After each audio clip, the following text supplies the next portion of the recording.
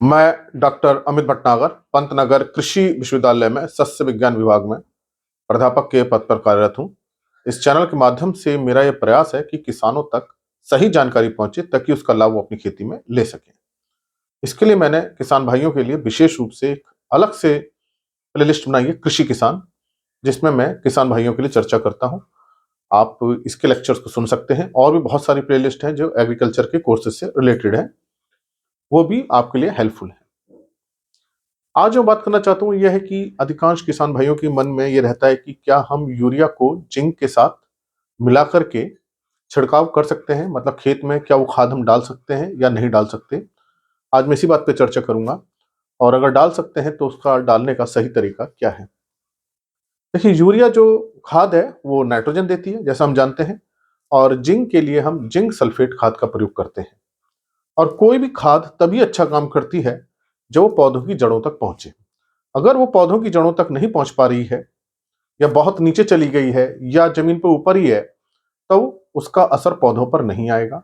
कोई भी पोषक तत्व पहले जड़ों से ग्रहण होता है, वो फिर पत्तियों और तनों तक पहुंचाया जाता है। तो ये बात तो बहुत क्लियर है कि कोई भी खाद फसलों की जड़ क्षेत्र में होनी चाहिए, न उससे ऊपर हो न उससे नीचे हो। इसलिए हम सभी खादों का प्रयोग बुवाई के समय करते हैं। उसको खेत में हम कूड़ में फरों में डालते हैं जहां बीज बोते हैं, या हम उसको डाल करके खेत में अच्छी तरह से मिला देते हैं ताकि जड़ों तक वो पहुंच सके। तो खाद का मिट्टी के ऊपर अगर होगी तो वो जड़ तक नहीं पहुंच पाएगी और उसका लाभ नहीं मिलेगा।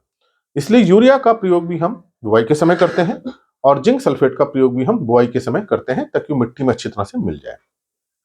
लेकिन जो यूरिया का प्रयोग है हम खड़ी फसल में भी करते हैं, 2-3 बार करते हैं। यूरिया क्या होता है, बहुत जल्दी पानी में घुल जाता है। तो अगर हम सिंचाई करने के बाद यूरिया को डालेंगे तो नमी के साथ घुल करके बहुत जल्दी घुल के नीचे तक चली जाती है। यूरिया के साथ इतनी समस्या नहीं आती, हालांकि सारी मात्रा नीचे नहीं जाती है, फिर भी कुछ मात्रा चली जाती है। लेकिन अगर हम खड़ी फसल में जिंक सल्फेट डालते हैं, मान लीजिए बुआई के समय डालना भूल गए थे या उपलब्ध नहीं था और अब आप देना चाहते हैं, तो आप अगर जमीन के ऊपर जिंक सल्फेट डालेंगे सिंचाई के बाद, तो वो घुल करके जड़ तक नहीं पहुंचेगा, वो आपकी वेस्टेज होगी। तो ऐसी स्थिति में आप क्या कीजिए कि आप पहली सिंचाई के बाद यूरिया के साथ जिंक सल्फेट देना चाह रहे हैं, तो आप दोनों को मिक्स कर सकते हैं। ऐसा नहीं है कि नहीं कर सकते। सामान्य परिस्थितियों में हमें दोनों को मिक्स करके छोड़ना नहीं चाहिए, क्योंकि क्या होता है कि जो यूरिया है वो बहुत जल्दी नमी पकड़ लेता है वातावरण से और वो खाद गीली हो जाती है। इसी तरह से जिंक सल्फेट भी खाद गीली हो जाती है। और अगर हम यूरिया और जिंक को मिला के रखेंगे तो ऐसा नहीं है कि कोई उसमें केमिकल रिएक्शन होगा, कोई दूसरा पदार्थ बन जाएगा, लेकिन समस्या यह आएगी कि दोनों नमी पकड़ लेंगी और वो खाद गीली हो जाएगी, और वो फिर हम उसको सही ढंग से खेत में नहीं छिड़क पाएंगे। तो ये समस्या आती है यूरिया और जिंक को मिला के अगर आप छोड़ देते हैं तब। लेकिन आपको छोड़ना नहीं है, दोनों को अच्छी तरह से मिक्स कर देना है, अच्छी तरह से यूनिफॉर्मली वो मिक्स हो जाए। उसके बाद आपको पूरे खेत में बिखेर देना है। ये बात हो रही है जब हम खड़ी फसल में डाल रहे हैं। आप पहली सिंचाई करने जा रहे हैं और ये हमको खाद इस तरह से डाल सकते हैं। अब आपको करना क्या है कि पहले ये खाद आप खेत में अच्छी तरह से बिखेर दीजिए, उसके बाद पानी लगाइए। उसका कारण क्या है कि ये, मान लीजिए हमारा खेत है और ये हमारी अभी फसल हो रही है, और अभी देखिए जड़ें बहुत गहरी नहीं गई होंगी। अभी जड़ें अभी 7-8 सेंटीमीटर तक होंगी। बुआई का भी 20 दिन, 25 दिन, 30 दिन हुए होंगे। अगर हमारी ऐसी स्थिति है पहली सिंचाई पे, तो जब ये खाद यहाँ पड़ेगी, जिंक सल्फेट भी और यूरिया भी है, तो ये पानी के साथ थोड़ा सा घुल करके नीचे आ जाएगी। तो अभी हमारी जड़ें 5-6 सेंटीमीटर पे हैं, 2-3 इंच पे हैं, तो ये आराम से खाद जिंक सल्फेट पानी के साथ, सिंचाई के पानी के साथ नीचे आ जाएगी और ये जड़ों को उपलब्ध इस क्षेत्र में हो जाएगी। ये आपको करना है कि पहले इसको डाल देना है, बाद में आपको सिंचाई करनी है। तो इसमें पहले खाद डालनी है, उसके बाद सिंचाई करनी है, ताकि ये खाद घुल के पानी के साथ नीचे तक आए। हमारा उद्देश्य यह है कि वो खाद जड़ तक पहुंचनी चाहिए। अगर जड़ तक नहीं पहुंचेगी, ऊपर आ जाएगी, तो उसका कोई लाभ नहीं मिलेगा। तो इस विधि से आप इसको डाल सकते हैं। तो एक प्रक्रिया है, लेकिन ये एक अल्टरनेट है, ये एक हम एक रेमेडी कर रहे हैं, सुधार करना चाह रहे हैं। वास्तव में होना क्या चाहिए था, जिंक सल्फेट हमें बुआई के समय डालना चाहिए था। आप ध्यान रखिए कि आपको जो जिंक सल्फेट डालना है वो बुआई के समय डालना है।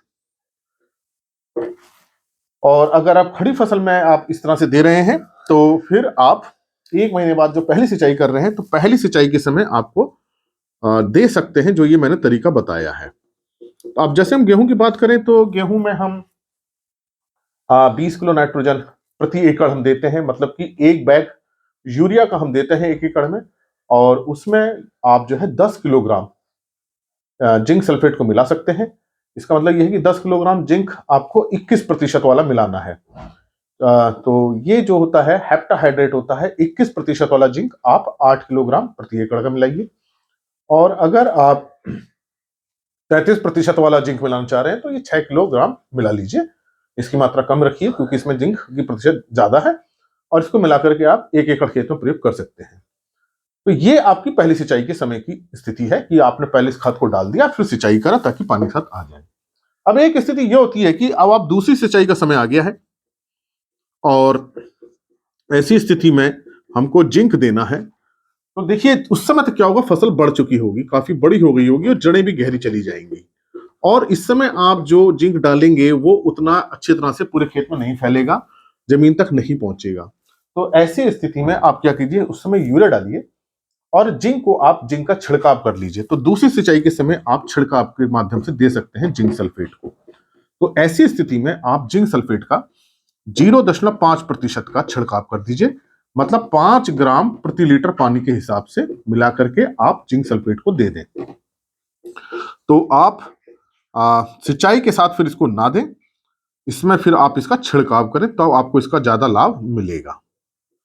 तो अगर पहली सिंचाई तक की अवस्था है तो आप यूरिया मिला के जिंक सल्फेट को डाल दीजिए, फिर सिंचाई कर दीजिए।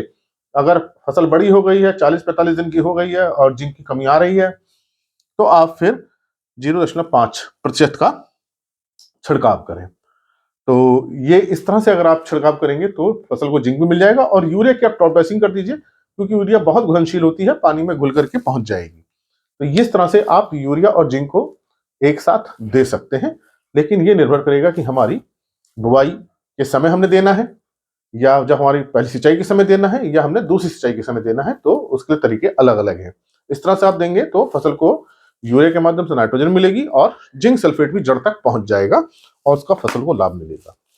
तो इस तरह से आप इसको कंबाइन करके दें, और ध्यान रखें कि यूरिया को जिंक सल्फेट के साथ आप मिला करके अच्छी तरह से मिला के तुरंत डाल दें, उसको छोड़े नहीं, उसको रखें नहीं तो उसके अंदर नमी आ जाएगी, ढेले बनने की संभावना होगी, मोटे मोटे ढेले बन जाएंगे, फिर उसको डालने में दिक्कत आएगी।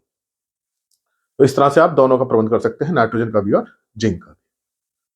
इसी तरह के लेक्चर्स को देखने के लिए आप कृषि किसान प्लेलिस्ट देखिए, और अगर चैनल सब्सक्राइब नहीं किया तो सब्सक्राइब कीजिए। धन्यवाद।